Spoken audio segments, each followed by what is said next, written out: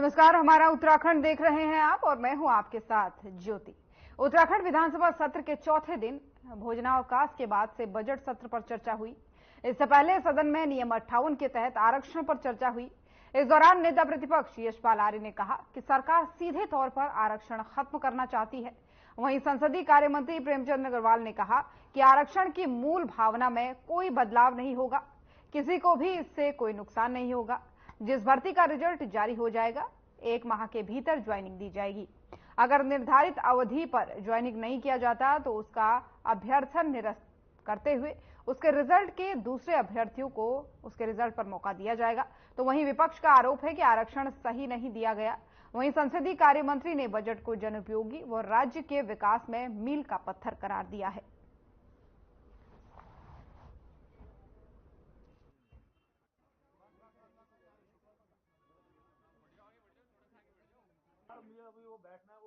देखिए,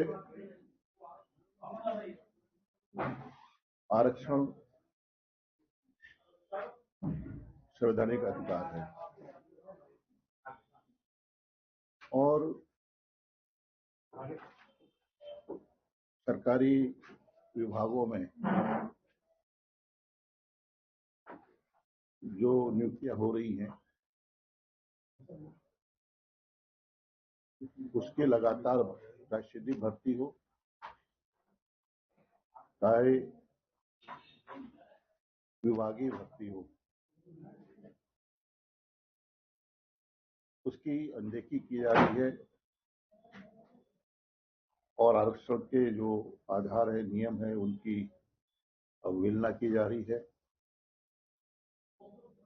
लगातार पिछले वर्ष से जितनी भी नियुक्तियां हुई हैं, कई नियुक्तियों में आरक्षण शून्य है और कई नियुक्तियों में आरक्षण चाहे अनुसूचित जाति को हो, चाहे जनजाति को हो, चाहे ओबीसी पिछड़े वर्ग को हो, जो आरक्षण दिया गया है उसमें उसको पूरा नहीं किया गया, उसको कोटा है उसको पूरा नहीं किया गया है। इसी को लेकर हमने आज नियम 58 में सदन में अपनी बात को रखना चाहा, लेकिन जाहिर सी बात है कि सदन में माननीय संसदीय कार्य मंत्री में कोई आक्षेप नहीं लगा रहा हूं, ये सच्चाई है। जिस तरह से जो प्रश्न, जो सवाल थे हमारे, क्या वजह है कि कोटा में कमी आ रही है और आरक्षित वर्ग को उससे वंचित किया जा रहा है, सरकार जवाब देने से बच रही है और जो सवाल है उसके जवाब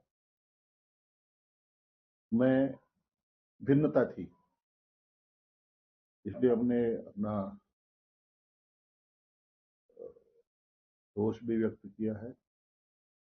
और यह सच है कि जो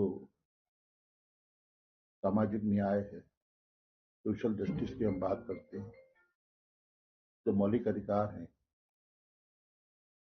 उसकी रक्षा कौन करेगा, उसकी आवाज कौन बनेगा। आज भी जो चाहे ओबीसी हो, चाहे जनजाति के अभ्यर्थी हो, चाहे अनुसूचित जाति के अभ्यर्थी हो,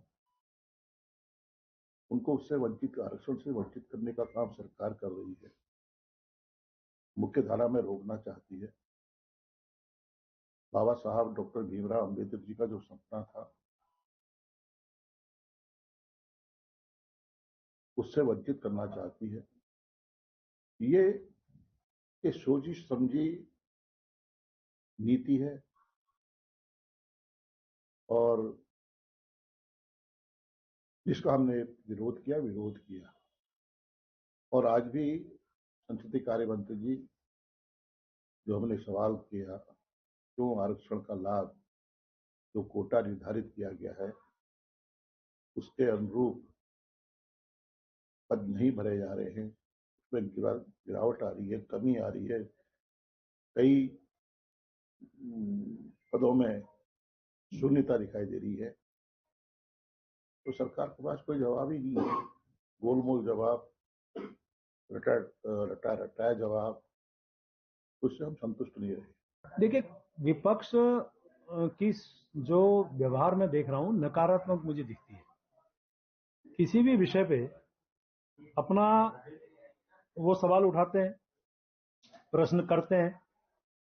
एक प्रथा सी बना दी मैंने विधानसभा के अंदर भी कहा कि पहले वो सवाल उठाएंगे या प्रश्न उठाएंगे, और अनेकों लोग प्रश्न उठाते हैं। जब हमारे में से माननीय कोई मंत्रीगण जवाब देने के लिए खड़ा होता है तो जवाब सुनने से पहले ही खड़े हो जाते हैं, और जवाब सुनना भी नहीं चाहते क्योंकि उन्हें सच सुनने की आदत नहीं है। और जब उनको सवाल पूरा उन्होंने सुना नहीं, उससे पहले वो बोलना शुरू करते हैं, या साहब ये सत्य से परे है, ये इस प्रकार से है। मैंने आग्रह किया आज पीठ से भी कि हमारा भी संरक्षण होना चाहिए। ये व्यवहार विपक्ष का कदापि उचित नहीं है। लोकतंत्र में यदि उन्हें अपनी बात रखने का सदन में अधिकार है तो जवाब देने का अधिकार हमारा भी है।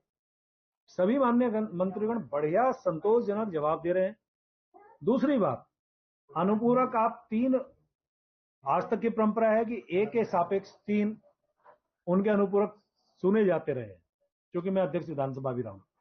लेकिन माननीय अध्यक्ष जी की उदारता है कि उन्होंने उनको ज्यादा प्रश्न पूछने का अधिकार दिया। सरकार जवाब देने को तैयार है, लेकिन सवाल का जवाब सुनना नहीं, बीच में खड़े हो जाना, फिर बीच में टोका टाकी करना। अब आरक्षण वाले मुद्दे पे मैंने पूरा तफसील से उनको जवाब दिया, एक एक बिंदु पे उनको जवाब दिया। मेरे पास आज पूरा एक एक बिंदु, किस प्रकार से हमारी सरकार संवैधानिक दृष्टि से आरक्षण देने को तैयार है, किस किस चीज में हम लोग काम कर रहे हैं, सारा विस्तार से मैंने उनको जवाब दिया। अब वो कह रहे साहब आप आरक्षण देना नहीं चाहते, ये किसने कहा, ये कहां से आ गया? आप सत्य से परे तो आप बोल रहे हैं, गुमराह कर रहे हैं सदन को। इस प्रकार से यदि मैंने तफसील से कब कब हमने उसमें संशोधन किए, कब कब हमने उसमें क्या क्या हमने लोगों ने उनके आरक्षण के लिए क्या क्या कदम उठाए, सारे विषय मैंने उनके सामने रखे। अब उनके पास कोई जवाब नहीं था, तो लास्ट में कहना है साहब रिक्तियों में आरक्षण नहीं है। ये भी सर्वविदित है कि जितने स्वीकृत पद हैं उसी के सापेक्ष आरक्षण दिया जाता है, रिक्तियों पे आरक्षण नहीं होता है। अब उसपे भी वो एक गुमराह करने की उनकी जो, साहब इसमें नहीं हुआ, साहब इसमें वैकेंसी निकली, इसमें निकली।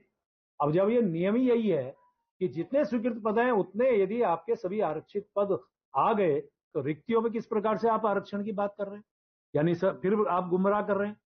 मेरा कहना है कि फिर उन्होंने, उनके एक माननीय सदस्य ने कहा साहब मेरी नानी, और वो कहती थी कि नल पे हाथ नहीं लगाने देते थे, हमारा शोषण होता था। तो मैंने उस भाई से पूछा, उस समय सरकार तो कांग्रेस की थी ना, डॉक्टर अंबेडकर जी का जिक्र किया जिनकी दुहाई बार बार देते हैं। तो मैं आपके माध्यम से उनसे कहना चाह रहा हूं कि 1953 में डॉक्टर भीमराव अंबेडकर को हराने वाली कांग्रेस थी, और जब भारत रत्न की बात आई, जिन्हें हम संविधान के निर्माता कहते हैं, जो हमारे पूजनीय हैं, उनको 1989 में भारत रत्न इनके सरकार न होने पे, यानी कि अटल बिहारी वाजपेयी जी के अनुरोध पे उनको भारत रत्न उनके मरणोपरांत दिया गया। और जवाहरलाल नेहरू को और इंदिरा गांधी को जीवित रहते हुए भारत रत्न मिलता है, लेकिन डॉक्टर भीमराव अंबेडकर को उनके जीवित रहते इन्होंने भारत रत्न देने की जहमत तक नहीं उठाई। ये सिर्फ वोटों की राजनीति करते हैं, ये सिर्फ तुष्टीकरण की राजनीति करते हैं। और आज माननीय मोदी जी सरकार सबका साथ, सबका विकास, सबका विश्वास, सबके प्रयास से काम कर रही है, और सभी लोगों को साथ लेके काम कर रही है। और पूरी तरह से यदि मैं बात कहूं तो हमारी सरकार संतुष्टिकरण के आधार पर काम कर रही है। और यहां पर रुकेंगे एक छोटे से ब्रेक के लिए, जल्द हाजिर होंगे।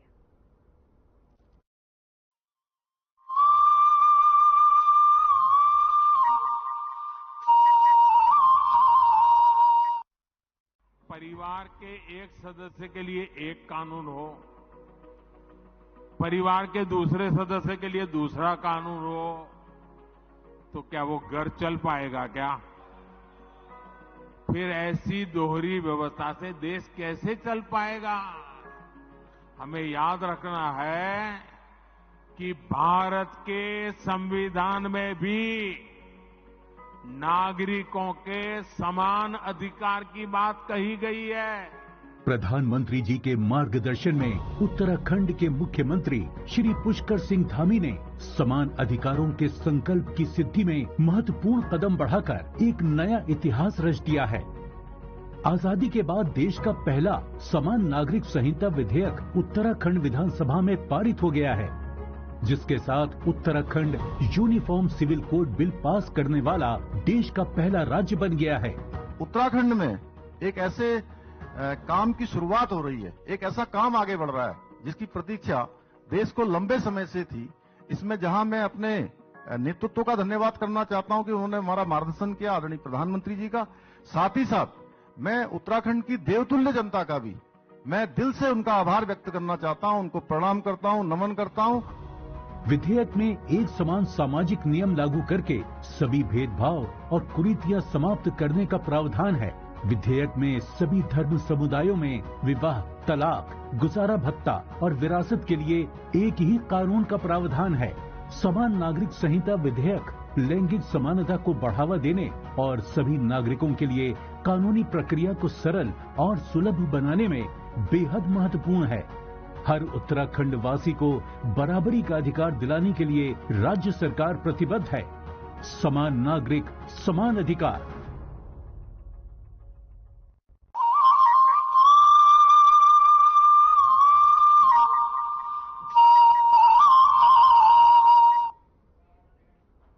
और ब्रेक के बाद एक बार फिर से स्वागत है आप सभी का। चलिए खबरों में आगे बढ़ेंगे। पूर्व कांग्रेस प्रदेश अध्यक्ष गणेश गोदियाल ने अपनी छवि धूमिल करने वालों के खिलाफ देहरादून के एसपी सिटी को शिकायत पत्र सौंपा है। पूर्व प्रदेश अध्यक्ष का कहना है कि 2022 के विधानसभा चुनाव में कुछ असामाजिक तत्वों ने मेरी छवि को धूमिल करने के लिए मेरा फर्जी हस्ताक्षर कर एक झूठा पत्र सोशल मीडिया पर वायरल किया गया और धार्मिक गोलबंदी कर विधानसभा चुनाव में मतों का ध्रुवीकरण कर मुझे और मेरी पार्टी को भारी नुकसान पहुंचाया। इस पर उन्होंने थाना कोतवाली में शिकायत पत्र देकर आरोपियों के खिलाफ उचित कार्रवाई की मांग की है।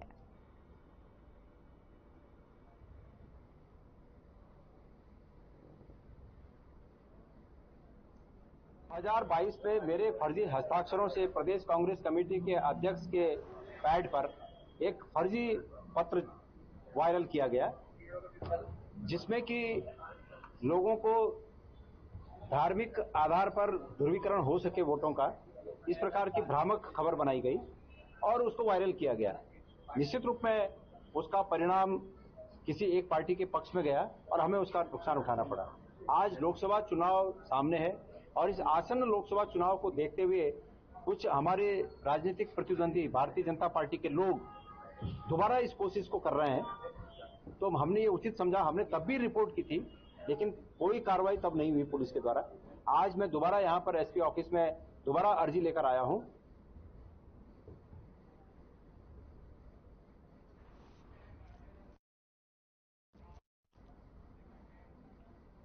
और अब खबर देहरादून से है, जहां नेहरू कॉलोनी थाना अंतर्गत रेस कोर्स क्षेत्र में 15 साल की नाबालिग ने पंखे से लटककर खुदकुशी कर ली।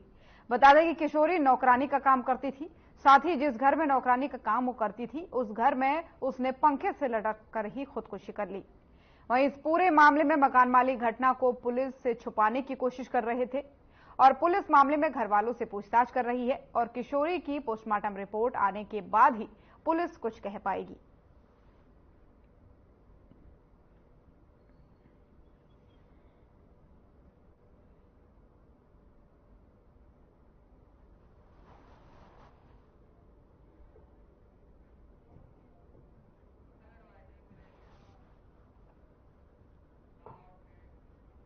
और अब खबर देहरादून से है, जहां लोकसभा चुनाव की तैयारी में सभी राजनीतिक दल जुट गए हैं।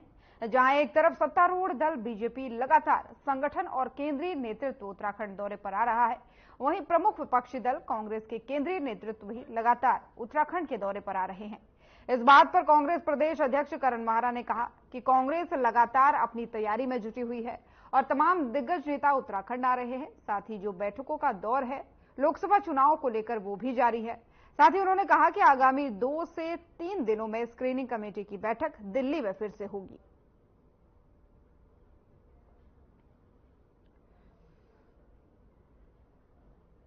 लगातार बैठकें चल रही, हमारे जो प्रभारी है 5 वो लगातार बैठकें कर रहे हैं। हमारे जो नीचे के रूट्स को मजबूत करना वो काम चल रहे हैं। आदरणीय खड़गे जी आए, बीच में हमारी स्क्रीनिंग कमेटी के चेयरमैन साहब यहाँ बख्तियार दास जी आए, हमारी बहन अलका लांबा जी आए ही, गुरदीप सप्पल यहाँ आए जिन्होंने मैनिफेस्टो कमेटी की बैठक की, और हमारी आदरणीय शैलजा जी 2 महीने के कार्यकाल में 3 बार उत्तराखंड आ चुकी हैं। वो विभिन्न किस्म की बैठकें ले रही हैं। हमको दिल्ली स्क्रीनिंग कमेटी की बैठक में दोबारा बुलाया गया था, अभी फिर से कल और परसों में बैठकें हैं। तो मेरा ये मानना है कि कांग्रेस ज्यादा मजबूती से इस बार काम कर रही है। मुद्दे भी अनेक हैं।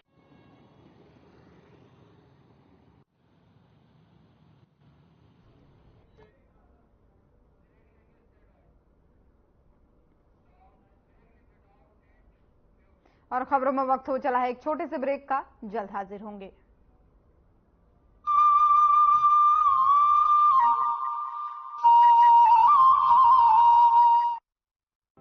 यूनिफॉर्म सिविल कोड यानी समान नागरिक संहिता विधेयक को राज्य विधानसभा में पारित कर पुष्कर सिंह धामी सरकार ने देवभूमि उत्तराखंड में इतिहास रच दिया। समान नागरिक संहिता उत्तराखंड 2024 विधेयक को पारित करने की मैं अनुज्ञा चाहता हूँ। विधेयक के पारित होते ही उत्तराखंड बन गया है स्वतंत्र भारत का पहला ऐसा राज्य जिसने संविधान निर्माताओं के समान नागरिक संहिता के लिए देखे गए स्वप्न को धरातल पर उतारने की दिशा में मजबूती से कदम बढ़ाए। 2 साल पहले मुख्यमंत्री धामी ने प्रदेश की जनता से समान नागरिकता संहिता कानून को प्रदेश में लागू करने का जो वादा किया था, उस वादे को पूरा करके प्रदेश सरकार ने अपने संकल्प को सिद्धि तक पहुंचाकर अपनी वचनबद्धता को बखूबी साबित किया। इस कानून में विवाह, तलाक, गुजारा भत्ता, उत्तराधिकार, गोद लेने जैसे मुद्दों को शामिल किया गया है। यह कानून सबको एक तरह से समानता का कानून है, सबको एक रूपता का कानून है, सबकी एकता का कानून है, सबका समान अधिकार का कानून है। भारत के संविधान के अनुच्छेद 44 में सभी नागरिकों के लिए समान कानून लागू करने की बात कही गई है। आने वाले समय में देश के अन्य राज्यों के लिए भी उम्मीद का पत्थर बनेगा। लिया था जो दृढ़ संकल्प, उसे पूरा किया। उत्तराखंड में यूसीसी विधेयक पारित किया।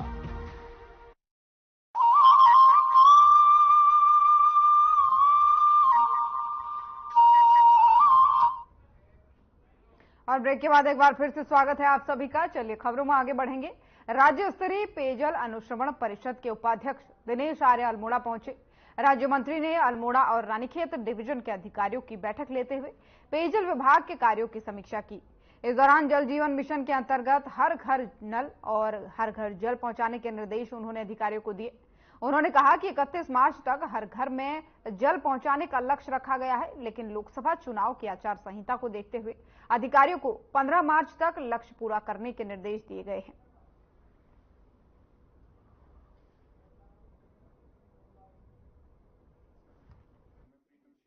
पेयजल विभाग मिलने के बाद पहली बार मेरा अल्मोड़ा आना हुआ है, और उस अल्मोड़ा आने के बाद मैंने जो मुख्यमंत्री जी की और प्रधानमंत्री जी का जो बड़ा विजन है जल जीवन मिशन के तहत हर घर जल, हर नल जल, उसको 31 मार्च तक पूरा करना है। उसकी प्रोग्रेस रिपोर्ट क्या है, उसकी दृष्टि से आज अधिकारियों के साथ मेरा बैठना हुआ है, और उनसे मैंने कहा है कि जहां जहां तक पहाड़ के क्षेत्र में 31 मार्च तक का हमारा लक्ष्य है, लेकिन 15 तक आचार संहिता की संभावना है कि आचार संहिता लग जाएगी।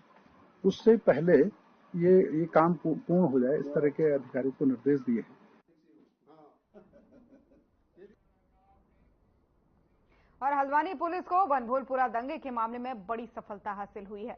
पुलिस ने बनभूलपुरा दंगे के मामले में मुख्य आरोपी अब्दुल मलिक के बेटे अब्दुल मोईद को गिरफ्तार कर लिया है।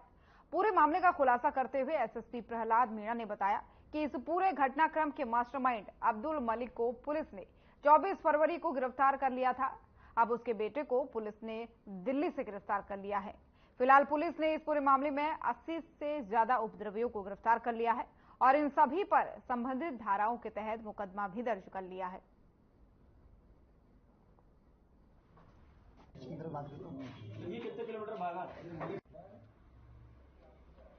बनपुरा हिंसा में जितने भी नामजद अभियुक्त थे उनमें से फरार चल रहे जो अभियुक्त अब्दुल मोइन, उसकी आज हमारी टीम ने गिरफ्तारी की है। और ये गिरफ्तारी होने के साथ इसमें नामजद जितने भी अभियुक्त थे उनकी सभी की गिरफ्तारियां हो चुकी है। ये जो अभियुक्त है इसको हमने दिल्ली से गिरफ्तार किया गया है और ये जो शानदार कार्य है इसके लिए मेरी टीम को मेरी तरफ से 2,500 रुपए का और डीआईजी कुमाऊं की तरफ से इस टीम को 5,000 रुपए का इनाम दिया। देखिए अब्दुल मलिक जो है वो पुलिस कस्टडी के है, उसमें हमारी टीमें पूछताछ कर रही है। जो भी दंगे में संलिप्त लोग थे उनको उकसाने का कार्य, उनको भड़काने का कार्य और जिसके द्वारा भी दंगे में उनको किसी भी तरीके की सहायता की गई है।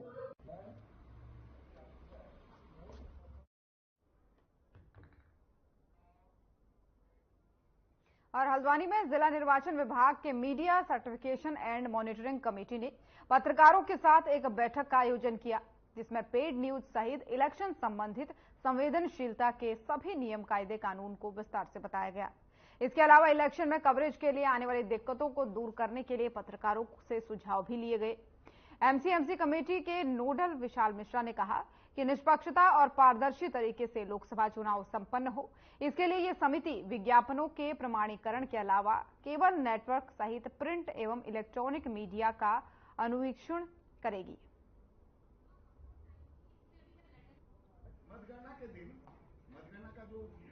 देखिए, मैं आप सभी के माध्यम से अवगत कराना चाहूंगा कि इलेक्शन को लेकर के जनपद नैनीताल की सारी टीमें एकदम तैयार हो गई हैं। इसी क्रम में एक टीम हमारी एमसीएमसी की है जो मीडिया सर्टिफिकेशन की टीम रहती है। तो इसमें इलेक्शन के दौरान जो भी हमारे प्रत्याशी हैं उनकी पेड न्यूज हो या जो भी मीडिया को ब्रीफिंग देनी है, जो भी डेटा रिलीज करना है, उस संदर्भ में प्रॉपर एक हमारा आपस में तालमेल बना रहे और सही सूचना जागरूक मतदाताओं तक पहुंच सके। तो उसके लिए हमने अपनी टीम के संदर्भ में आज एक बैठक भी की है और आप लोगों से वार्तालाप भी हुई है। आप लोगों के जो सुझाव हैं उसको भी हम लोग अपने आने वाले समय में जो भी हमारी कार्यप्रणाली उसमें सम्मिलित करेंगे और हम चाहेंगे कि हमारी पूरी टीम एक निष्पक्ष चुनाव करा सके। और पुलिस ने बीते दिनों हुई बंद घर में नकदी समेत लाखों रुपए का सामान चोरी करने के मामले में 2 चोरों को गिरफ्तार किया है। बता दें कि दोनों चोरों के खिलाफ मुरादाबाद, नैनीताल, लखनऊ, दिल्ली और जयपुर में 20 मुकदमे दर्ज हैं। वहीं कोतवाली कार्यालय में घटना का खुलासा करते हुए एएसपी अभय सिंह और सीओ अनुषा बडोला ने बताया कि बीते 13 फरवरी को काशीपुर निवासी राजीव कुमार अग्रवाल दिल्ली गए हुए थे। 19 फरवरी को वापस आने पर देखा कि उनके घर से चोर कमरों के ताले तोड़कर अलमारी में रखे जेवरात, चांदी के सिक्के और 80,000 रुपए चुरा कर ले गए थे। तो खबर काशीपुर से आपको बता रहे हैं, जहां पर पुलिस ने 2 चोरों को गिरफ्तार किया है और बताया जा रहा है कि इन 2 चोरों के खिलाफ 20 मुकदमे पहले से ही दर्ज थे और बताया जा रहा है कि उन्होंने बीते दिनों एक बंद घर में हाथ साफ करने का काम किया था और पीड़ित पक्ष का कहना है कि उनके घर के ताले तोड़कर अलमारी के अंदर से जेवरात समेत 80,000 की नकदी भी चोरी गई थी।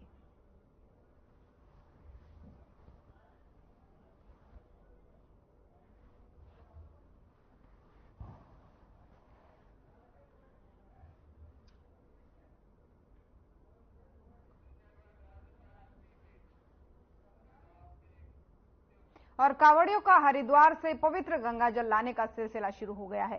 कांवड़ियों की सुरक्षा को लेकर अपर पुलिस अधीक्षक अभय सिंह और सीओ अनुष्का बडोला ने विभिन्न विभागों के अधिकारियों के साथ अपने कार्यालय में एक मीटिंग का आयोजन किया, जिसमें कांवड़ियों की सुरक्षा को लेकर विस्तार से चर्चा की गई। वहीं इस मीटिंग में लोक निर्माण विभाग, जल संस्थान, नगर निगम समेत कई विभाग के अधिकारियों ने भाग लिया। आपको बता दें कि उधम सिंह नगर के वरिष्ठ पुलिस अधीक्षक मंजुनाथ टीसी ने पूरे जिले की पुलिस को निर्देशित किया हुआ है कि मीट, मछली, शराब की दुकानों पर पैनी नजर रखी जाए।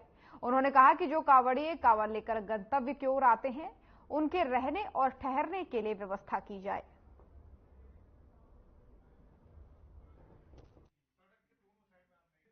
शिवरात्रि कांवड़ 29 तारीख से शुरू है और मुख्य रूप से 1 तारीख से हम उम्मीद कर रहे हैं कि 8 तारीख के मध्य में, जब शिवरात्रि का दिन है, कांवड़ बढ़ने की संभावना है और उसी बीच में लास्ट के 3-4 डेज जो डाक कांवड़ का भी रहता है, विगत वर्ष भी हमने यातायात को लेकर के प्लानिंग करी थी और कांवड़ में सबसे महत्वपूर्ण चीज है ट्रैफिक प्लानिंग। और ट्रैफिक अगर अच्छे से प्लान हो जाए और कांवड़ी अपना सकुशल अपने गंतव्य तक जाए, कोई इस तरह से इश्यू नहीं रहता। उसी संदर्भ में यातायात को प्लान करने के लिए जरूरी है कि हमारे यातायात से लेकर के थाना प्रभारी से लेकर के और जो भी स्टेक होल्डर है, जैसे PWD हो गया, चाहे हमारा उत्तराखंड देख रहे थे आप। बुलेटिन में फिलहाल इतना ही। नमस्कार।